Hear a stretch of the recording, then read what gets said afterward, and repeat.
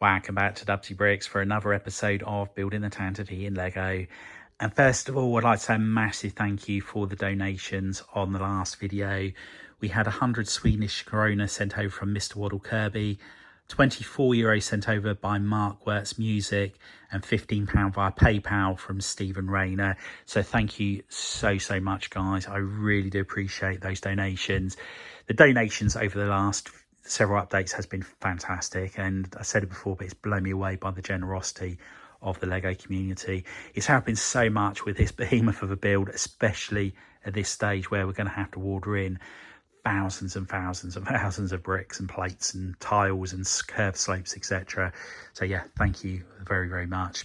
Now, last night and about 4 or 5 hours this morning, I have been sorting through my Lego collection, trying to find all of the pieces that I can use that be useful on things like the panels, the engines, the engine mounts up the top here, and then working out how many I need to order in.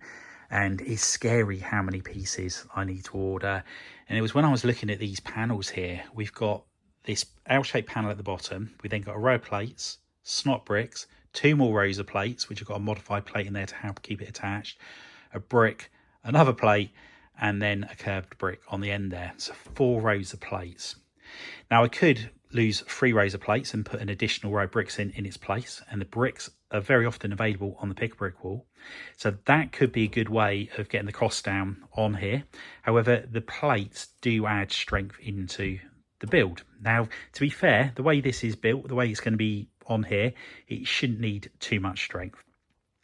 One other thing as well, these bricks here, I've only got them in 2 wide, and in order for me to complete this entire part of the build using this technique, I think it worked out that I needed about 848 of the 2x curved bricks.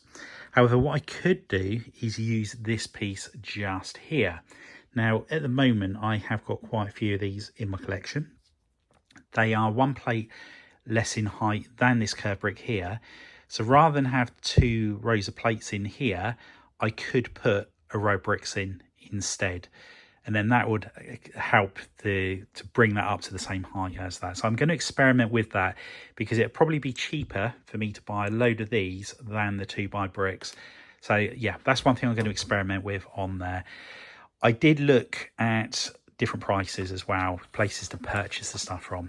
Here is a list of the parts that I need, and this is only the start of the list, so this is the first draft, so to speak.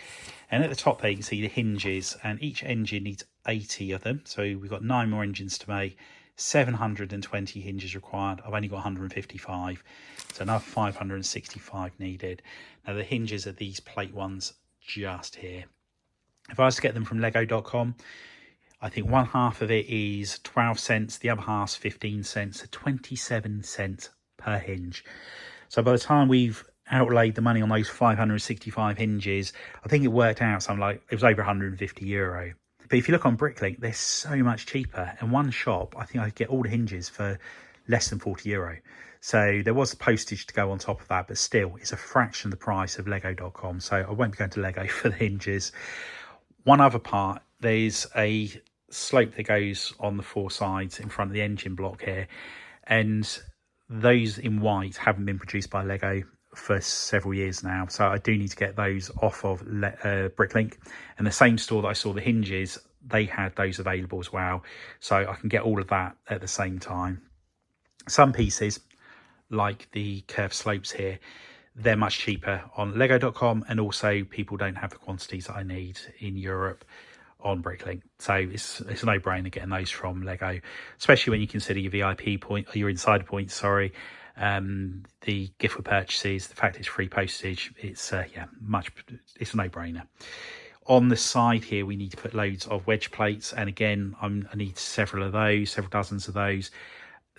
And again, last time I looked, they were a lot cheaper on lego.com than they were on Bricklink. So yeah, we will be having a good look through, double checking where the best place is to get each of these parts, and then we'll get as many of those ordered as possible this weekend. But yeah, not looking forward to placing the order from the financial side of it, but yeah, looking forward to getting all those parts in so we can make some serious progress on there. It won't take me long to mock these panels up. and get that all covered, and I think then you will see a transformation of the build. Now we're going to be starting off this update working on this engine mount on the side here. We're going to do a little bit more prototyping and try and improve the techniques on here, and also with the engine that slides into the back. Now with the engine, in the last update when I showed you, there was a very slight gap between the engine and this part here. It wanted to tilt back. Even with the panel on the side, which was I was hoping was going to keep it nice and straight, it was still wanting to lean back. So we're going to connect it at the top. So I want to tweak the design of the engine very, very slightly. Then what we're going to do is move the electrics back here so we can just clip it on. So once the engine's slid into place, the two will plate together on the top, and that will hopefully do the trick. Now, I can do that for all four of the top engines because we've got the plates on the top. 3 center engines, we've got sections here where we can do exactly the same. The bottom ones, we've got ledges just there where we can connect it. The bottom two, we've got no connection points which we can do it to. So what I'm going to do is actually put a stand coming up from the display stand there in black bricks, which will hold the engine up in place. So that way we don't have to worry about it falling out or not being, we don't have to worry about them sagging basically. I need to do some work on the display stand, as I mentioned a few updates ago, where I want to put a couple of V's in there to help hold the weight of the bottom engines, just to be on the safe side. As you can see, there is a very slight, it's come away just a little bit there. So I want to try and just make sure that I don't have any problems with that further down the line.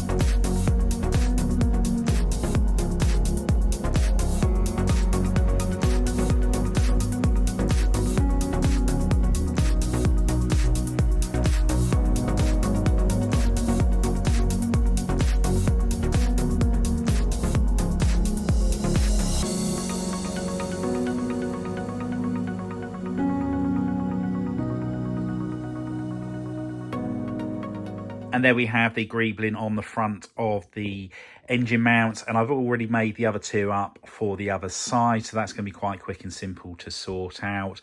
And what I want to do now is work on the section that goes on here and goes back towards the engine. So I'm going to have a look at the cross section book once again, see what details or how big it needs to be. Once we've done that, we can then tile this off, add all the extra details to that part, and we can also then work on the top.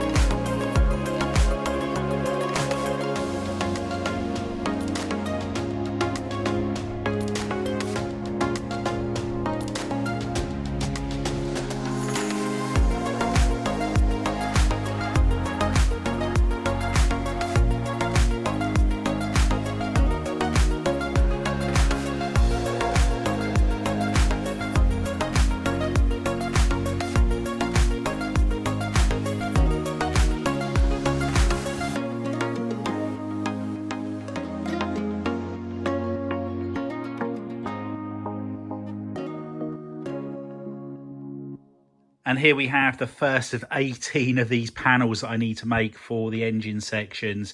And I was struggling to find so many pieces. So I'm going to need to order in numerous parts so I can get all of these made. So this is something I'm going to be doing tonight. I'm going to work out which parts I need to order in.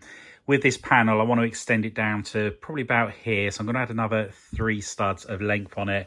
I think that's going to be about the right length for that. But I am going to remove this entire panel with this section here and then start working on the greebling on the front here. And then once I've done that, I can then start working on the greebling on the top. Now, at the moment, we've got 2 jumper plates here, or 3 jumper plates here, which is enabling us to connect the engine to this to stop it from sagging. However, I am going to look at changing the design of the engine, just to try and get a little bit more strength in there, but also take advantage of the fact that underneath this panel here, it is actually an odd stud number. So I could very well have a way of connecting this a lot better rather than having it just 2 studs here and 3 there. But yeah, we'll just see what we can come up with on the design of that. But without further ado, let's take this part of the build back over to the table and get the amendments we made to it and get the details added to the front section. And that's another panel all attached to the side of the vessel. And I've replicated the same design as on the top. Just need to get a couple of tiles to go in this section just here. But one thing I have noticed is that the engine at the back there, that one actually needs to be up the right way for it to line up with the studs on the side bit here. So yeah, just a little bit of just need to make sure I'm paying attention when putting the engines in. But one problem we did have when we were putting all this together is the bottom panel under here has fallen off and I'm really struggling to get it reattached. So I'm going to tackle that tomorrow and try and get that all put back in place. Now what I'm going to do is I'm going to turn my attention to the top section here and try and work out what style greebling we're going to do on the top. And there we have the top panel on the front of the engine, and relatively happy with how it's coming along. There are a couple of bits I want to look at tweaking, and this circle here I'm not happy with. It's a little bit too small. The only problem is that's the largest macaroni I believe they do. I was considering using this piece here. The inside is the same size as this circle, but obviously it's that little bit wider on the outside of it. So I just think it might make it look that little bit bigger. So I'm going to see if I can find 4 of those out in my collection and experiment with that. There are so many pieces that I need to try and find out that I've just run out of, such as this slope here that goes over the top. However, if I put those curved slopes on that I was just showing you, then that part wouldn't work either. So you have to use some creative license on that part. But all in all, really happy with how the detailing is starting to come with this part of the vessel, and it's now just a case of getting in or working out what parts I need to get in to do all of these panels and get those orders placed as quickly as possible. So I'll probably be doing that this evening. Anyway, that's all we have time for. Hope you've enjoyed the update. If you have, please remember to give us a big thumbs up. If you haven't already done so, please consider subscribing to the channel and hit that notification bell so you don't miss any future content on the channel. And if you know anybody else you think would be interested in building the Tantive IV in Lego, if you could share the channel with them, it'd be much appreciated. Hey, thanks for stopping by. Till the next time. Bye for now.